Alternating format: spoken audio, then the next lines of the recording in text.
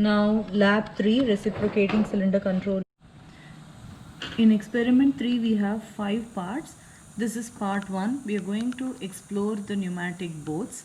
I am going to show you steps 1, 2 and 3. You're going to connect a 5 by 32 tube to the regulator outlet, and you're going to connect to the push button inlet. I shall show you how they look on the board. And then after connecting it to the push button inlet, you're going to take a tube from the outlet of the push button, and you're going to hold one end of the long tube and see if the air is exiting from the tube. This is the board, and here you have the pedal that can control the air input to the board, and these connections are already established. You don't have to bother about it. This is the regulator, and from the regulator you are going to connect to the push button. You know that this is the supply manifold, right? So what I'm going to do, I'm going to connect a tube from here to here, and from the outlet I'm going to connect to the inlet of the push button. I'm going to connect a long tube to the outlet of the push button. I'm going to hold the other end and see if the air is exiting when I press the pedal. See, from the regulator to the manifold, from the manifold to push button inlet, and the outlet is having this long tube. Now I'm pressing the pedal and pressing the push button and checking if there is air here. Yes, the air is exiting from this end of the tube. We are done with steps 1, 2 and 3. We are going to proceed to step 4, where we are going to connect the long tube that we were holding in hand into the inlet port of the pneumatic DC valve and see if the cylinder is extending. And we are also going to identify the port that would retract the cylinder. Here are the ports for the directional control valve. I'm going to fix my tube in one of these inlets. Now I'm pressing the pedal and I'm connecting it to this port and pressing the push button. See, the cylinder is extending. Now I'm going to connect to this port and see if the cylinder is retracting. I'm pressing the pedal and also I press the push button. The cylinder is retracted. Now I'm going to step 5 to determine which of the ports for the limit valves should be inlet and outlet. By finding out, I can know how to extend and retract the cylinder. Here we have the limit switches or limit valves. I am connecting the long tube that I was holding in hand to here, to A0 inlet, and the outlet I am connecting it to the directional control valve inlet, and I am going to extend the cylinder. I press the pedal and the push button and the rod is extended. Now to retract the cylinder, I am connecting the long end of the tube to A1, and the output of A1 I am going to connect here, and now I am pressing the pedal and the push button. The cylinder is retracted. Now we are done with step 6. We are going to proceed to part 2, single cycle automatic return. Now I am going to show 3 steps in this part 2. I am going to connect a tube from the regulator output to T of the blue panel, and then from one leg of the T I am going to connect to the push button inlet, and the other leg of T has to go to the inlet port of valve A1. I have connected the regulator to the manifold. From the manifold, one of the outlets I am connecting to the T, one of the inlets, and then from one leg I am connecting to the push button. The other leg of T is going to the inlet of limit valve A1. We are done with steps 1, 2 and 3. We are going to do now steps 4 and 5. I am going to connect a tube to the output port of the push button.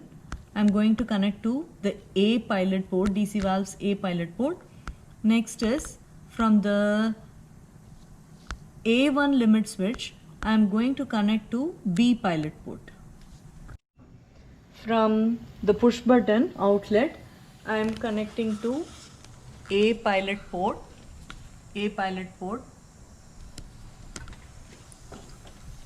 From A1 outlet, limit valve A1 outlet, I am connecting to B pilot port. Now I am pressing the pedal and pressing the push button. The cylinder is extended. I am leaving it, it comes back again. When I press the push button, it extends. When I leave the push button, it retracts.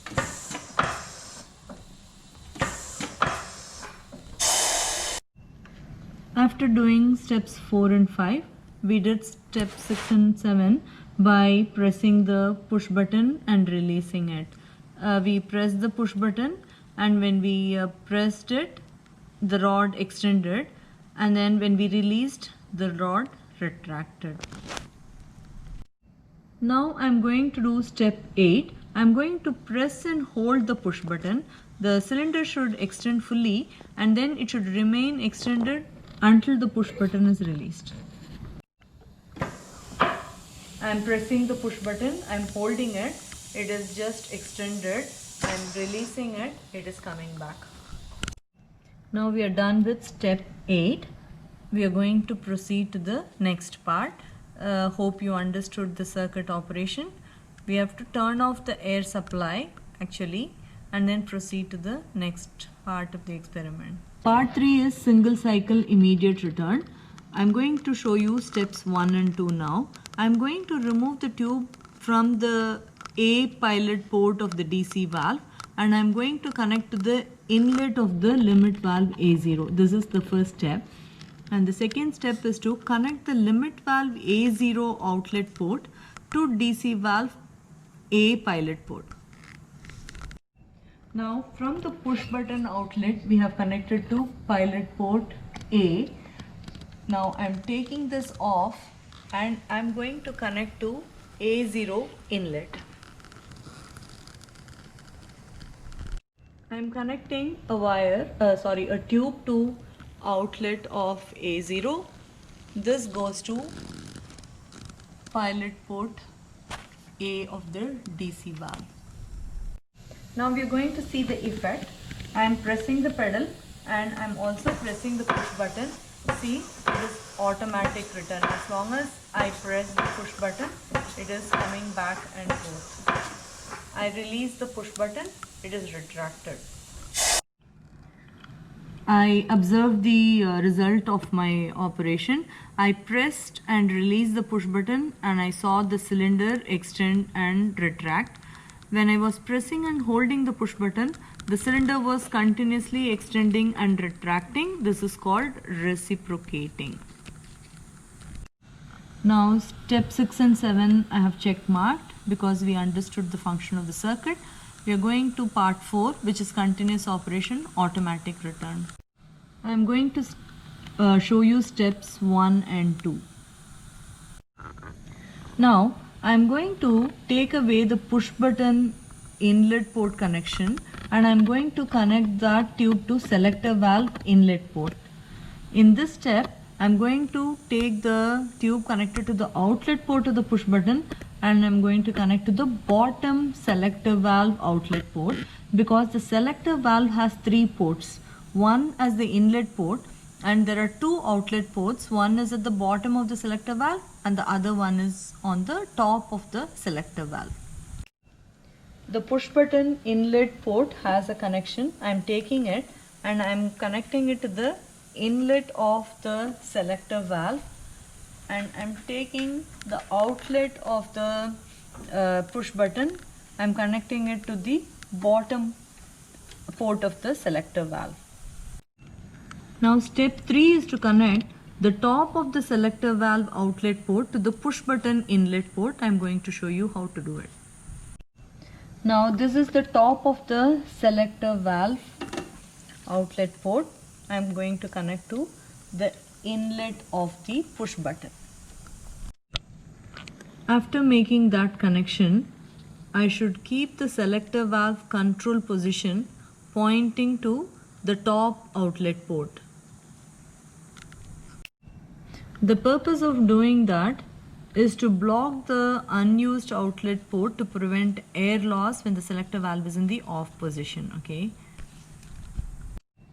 Now I have to ensure if all connections are secure and air supply should be on, and I have to turn the selector switch on. I have to turn it to the other side. Now what do I expect? The cylinder should continuously reciprocate. Means what? It should extend and retract continuously. Now see, the selector valve position is here, but I am going to turn it on.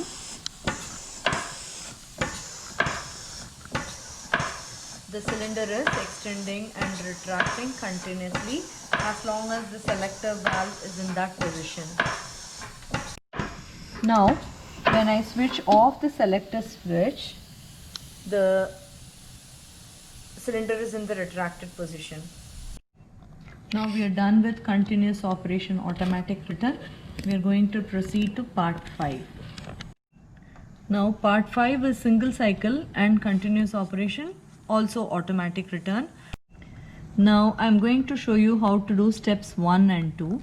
I am going to disconnect the tube from the selector valve bottom outlet port, and I am going to connect to a shuttle valve outlet port. I am going to show you where is the shuttle valve on the board. Next, I am going to connect the tube from the push button outlet port to the inlet port of the shuttle valve. This is the shuttle valve on the board. This has 2 inlet ports and 1 outlet port. I am going to show the connections now. I am taking from the bottom of the selector valve and I am going to connect to the outlet of the shuttle valve. I am connecting a tube to the outlet of the push button. The other end is going to the shuttle valve, one of the inlets. The other inlet of the shuttle valve is to be connected to the bottom of the selector valve. Now the selector valve up, push button once. It extends and retracts the cylinder once. Now I am going to operate the selector switch.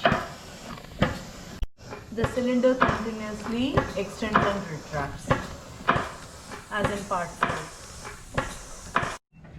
Now I am going to adjust the regulator so that I can find the minimum required air pressure to operate the DC valve reliably. Now I shall keep the selector valve here. The cylinder is extending and retracting quickly, automatic return. Now I am going to adjust the air pressure from here. I am going to find the minimum air pressure required for operating the valve. At this point it is still extending and retracting. When I reduce it further, it's going to stop at a point. So the valve is not working well, not working reliably. So I give a little more pressure for the valve to operate. Now I am going to do step 8. I am going to disconnect the tubes from the shuttle valve and I am going to connect to a T. I am taking from the shuttle valve, I am connecting to T.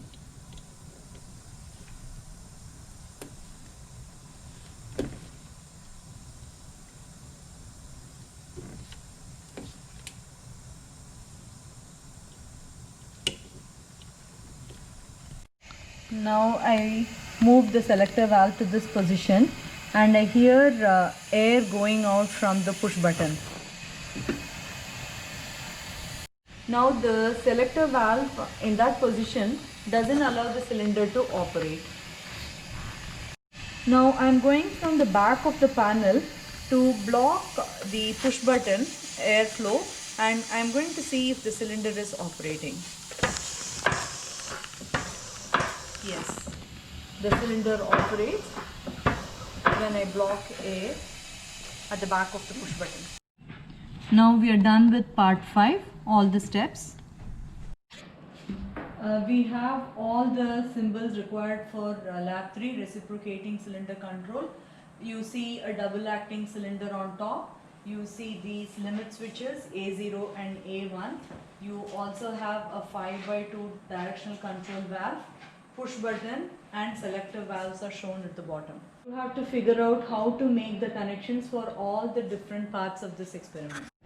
Now lab 3 reciprocating cylinder control is done.